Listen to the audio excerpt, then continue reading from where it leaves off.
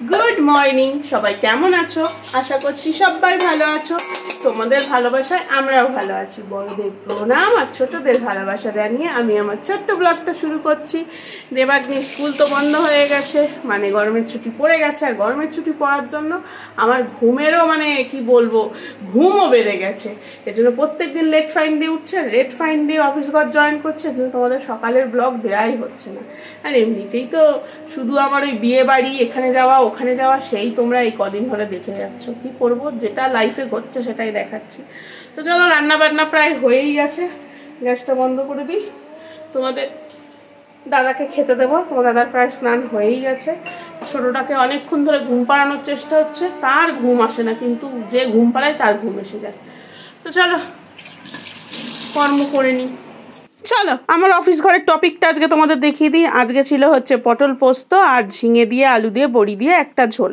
হ্যাঁ বাপু, আমরা যখন যেরকম তখন সেরকম খাই, আর সেটাই তোমাদের দেখাই। তো যাই হোক, কর্তামশাই চলে গেল আর ছোটো মেয়েটা উকিঝুঁকি মারছে। সে এখন গাড়ি চড়ার কি মজা সে বুঝে গেছে। গাড়ি দেখলেই ভুঁ ভুঁ করবে, আর তার ওঠার জন্য তার হাত পা নাড়িয়ে যেন পাখা মেলে গাড়িতে গিয়ে উঠে বসে। তো চলো কাজ সেরে নিয়ে, এবার কাজ ওদিকে থই থই করছে আর আমি এই কলসি নিয়ে বসে আছি, কারণ কিচ্ছু করার নেই। এই যে মা এখন চা খাচ্ছে, মায়ের চা খাওয়া হয়ে গেলে মা ধরবে, তারপরে আমি আবার কাজে ঢুকতে। আর এই মেয়েটা একদম থাকবে না মা ছাড়া। ঠাম্মির কাছে কি সুন্দর থাকতো, বাবার কাছে পর্যন্ত যেতে চাইছে না, জানো? কারণ ওই যে 2-3 দিন চলে গেছে একে রেখে, মা বোধহয় চলেই যাবে।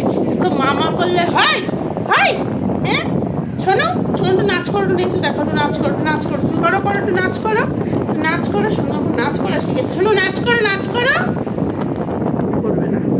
লাঠি দড়ি এসব ওর খুব পছন্দ। যে সেলফি স্টিক ধরে তোমাদের সঙ্গে কথা বলছি, আর আমার কথাটা শুনতে পাচ্ছ নাকি হাওয়ায় সব কথাগুলো উড়ে চলে যাচ্ছে? এই যে এইখানেই আমরা বসি ঘরে, এত গরম, এর জন্য এই স্ট্যান্ড ফ্যানটা চালিয়ে দিয়ে এখানে বসা হয়।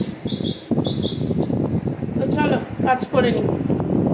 ভেপুবাসি যদি কানের কাছে বাজতে থাকে তাহলে কি আর কোনো কাজ হয়? তো চলো, মেয়েটাকে আগে ঘুম পাড়ালাম, ভেপুবাসিটা আগে বন্ধ করলাম, করে তারপরে এবার যুদ্ধে নামা যাক। যুদ্ধ, আর সে কি যুদ্ধ, সংসার মানেই তো যুদ্ধ। যাই হোক, দেবাগ্নিকে দুধ দেবো, আর দেবো হচ্ছে পাস্তা। মেয়ের এটা আবদার ছিল তাই। আর দুধটা জাস্ট একটু গরম করে নিলাম, কারণ কালকেও হাফ দুধ খেয়েছে আর হাফ ফ্রিজে ছিল, একটু উষ্ণ উষ্ণ গরম করলাম। হাত দিয়ে ধরা যাচ্ছিল, তাও যেন সেকা লাগছিল। নিজের সেফটি বাপু নিজের কাছে, নিজের কিছু হলে কেউ দেখবে না।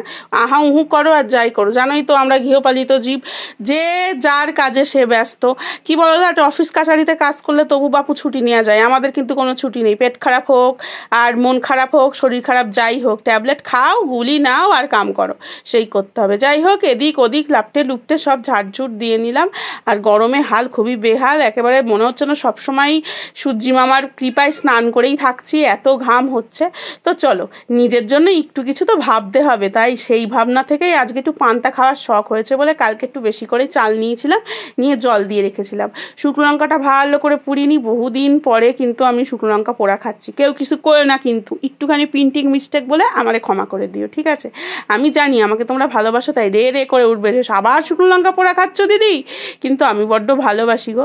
ওই যে যাই দেবো অঙ্গে তাই যাবে সঙ্গে, কী বা আছে বলো? জামা কাপড়, সোনা দানা, ঘর বাড়ি, কিছু কি আর সাথে করে নিয়ে যেতে পারবো? নিয়ে যেতে পারবো এই যে খাওয়ার স্বাদ, এটাকেই নিয়ে যেতে পারবো। অবশ্য বেশি খেলে আবার তাড়াতাড়ি পটল ডাঙার টিকিট কাটবো, টিকিট কেটে লাভ নেই, আমার 2খানা পিছুটান আছে, তাই না? আর বরমশাই, ওর কথা বাদ দাও, 2 দিন কাটবে, 3 দিন বউ নিয়ে চলে আসবে, যদিও এখন বইয়ের আকাল। তো যাই হোক, একটুখানি লেবু নিয়ে নেবে, টক টক পান্তা না হলে ভালো লাগে না। খাওয়া আর শোয়া, এই দুটো জিনিস হচ্ছে পরম শান্তির জিনিস, আর আমার শান্তি গঙ্গা পেরিয়ে ওই পারে চলে গেছে। একটু পান্তা খেতে বসলাম, বহুদিন পর শখ করে যে একটু স্বাদ ভরে পান্তা খাবো। ও বাবা, আমার ছোট রানী উঠে পড়েছে। বড়টা একটু সামলাতে পারে না, জানো তো, খুব বদমাইশি করে, দেখতে ওরকম।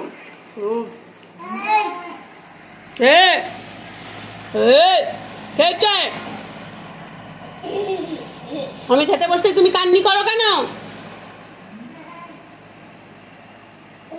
ক্যামেরা দেখলে চুপ। খাওয়াও কমপ্লিট এবং মাজিং ঘষিং চালু। চলো মেজে ঘষে নিয়ে, আর প্রচুর পরিমাণে আজকে মাজা ঘষা হয়েছে, সকাল থেকে বাসন জমছিল, বললাম না উঠতে লেট করেছি। আমি রান্না করি আর বাসন কিছু কিছু মাজতে থাকি, যেই বাসনগুলো বেরোয়, কিন্তু আজকে আর সেটা হয়নি। এর জন্য জমতে জমতে দেখো কি অবস্থা। তো যাই হোক, এবার ঘরটরগুলো মুছে নিই, প্রায় সবই হয়ে গেছে, শুধু কাচাকুচিগুলোই বাকি আছে। রোজই কাঁচা, কি আর করা যাবে। আর এই যে দেবাগ্নির ছুটি হয়ে গেছে, এখন গরমের ছুটি, ব্যাস মেয়ে আমার বাড়িতেই আসর জমাচ্ছে। একবার ছোটটা একবার বড়টা, দুইজনের ফরফাইমাস খাটতে গিয়ে আমি বাপু একেবারে কাহিল। রোগা হই না কিন্তু হাঁপাই, জানো তো। আমি ভাবি আমি রোগা হই না কেন বলো দেখি, এত ছুটি, এদিক করি ওদিক করি, আমার সবসময় পায়ে যেন সর্ষে দিয়েই রাখতে হয়, কিন্তু তবুও দেখো যেন সমুদ্র, এক ঘটিও জল কমে না। যাই হোক, এটাই আমার গর্ব, বর্মশাই খাওয়ায় এরকম করেছে, খাওয়াতে তো পেরেছে। তো যাই হোক, যত জোর শক্তি যা আছে দিয়ে থুপু থাপু করে কাচি, জানো তো, যাতে তাড়াতাড়ি হয়। আর রেগুলারই এখন কাঁচা ঘষা। কি আর বলবো, ছেলে তো নেই যে বুড়ো বয়সে ছেলের বউ এসে রান্না বান্না করে খাওয়াবে। এই আমার সঙ্গের সাথী, যেদিনকে মরে যাবো সেদিনকেও আমার এই গলায় হাঁড়ি ঝুলিয়েই মরবো, রান্না বান্না করেই যেতে হবে, মেনে নিছি। আর রাত দিয়ে আমি বড্ড ভালোবাসি, কিন্তু ইদানিং রান্নার সঙ্গে আমার একটু ঝগড়াঝাটি মেওড়ামেটি হচ্ছে, জানো। কারণ কাজকর্ম ইদানিং আমার ভাল লাগছে না, মনে হচ্ছে একদিন যদি একটু টানা ঘুমাতে পারতাম আমি